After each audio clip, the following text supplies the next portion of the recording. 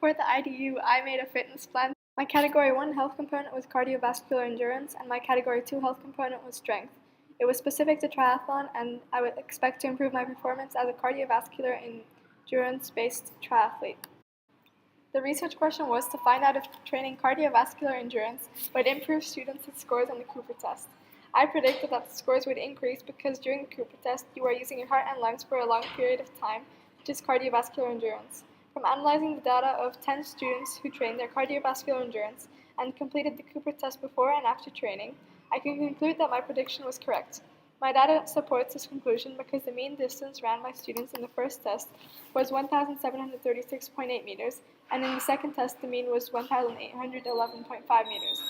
In addition, 80% of the students that I looked at improved their score.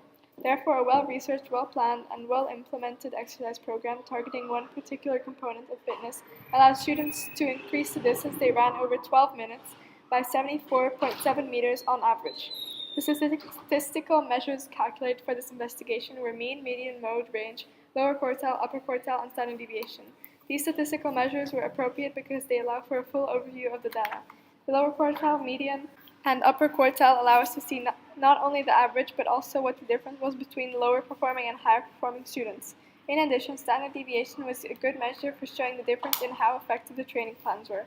This is because I could compare how the standard deviation changed from the before training to after, and if the second had a higher standard deviation, then it was clear some people had worked harder than others. The correlation I found between students' resting heart rate and the amount of sit-ups they did in a minute was strong negative correlation, as can be seen by the correlation coefficient of negative 0.697. This meant that as the resting heart rate of students went down, the amount of sit-ups they could do in a minute went up. Presenting this data as a scatter plot with a line of best fit was useful for seeing the scores as a whole rather than individuals. This allowed me to see a trend as well as predict, according to this trend, the amount of sit-ups someone with a certain resting heart rate could do. An alternative way of presenting the data could have been in a cumulative frequency graph. This would have been useful if I wanted to find out how many people had a resting heart rate of, for example, 60 to 65 or 40 to 45. This is a summary of what I just explained. The strengths of my fitness plan were that it included the overload principle, which means the training got harder every week as my body got used to it. For example, in week 3 I did a run workout of 2 times 800 meters and 400 meters, and in week 4 my body was used to it, so I did 4 times 800 meters and 400 meters. I used the FITT principle of frequency, intensity, time, and type to describe each workout. Then, when I wanted to make the workout harder, I increased any one or multiple of these variables. In the 800 and 400 meter workout I was just describing, I increased the frequency. The plan was specific to the sport that I wanted to improve my cardiovascular endurance for, which was triathlon. Each week I have a swim, bike, and run workout that are specific for the distance that I race.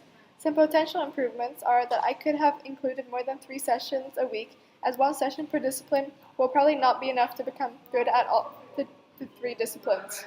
The plan focused mainly on cardiovascular endurance and didn't do that much on power. I just did some power exercises at the end of my cardiovascular endurance sessions, which most likely won't be enough to improve my power.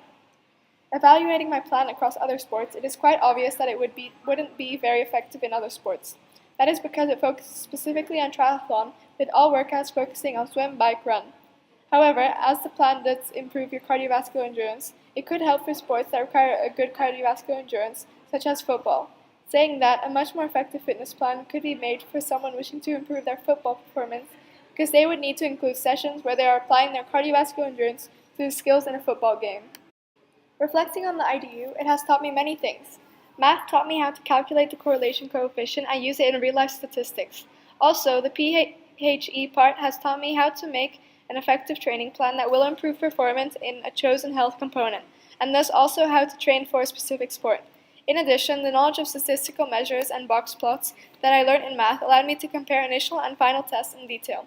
I could see a clear change in the data through the box plots, as they allow us to see more than just the average.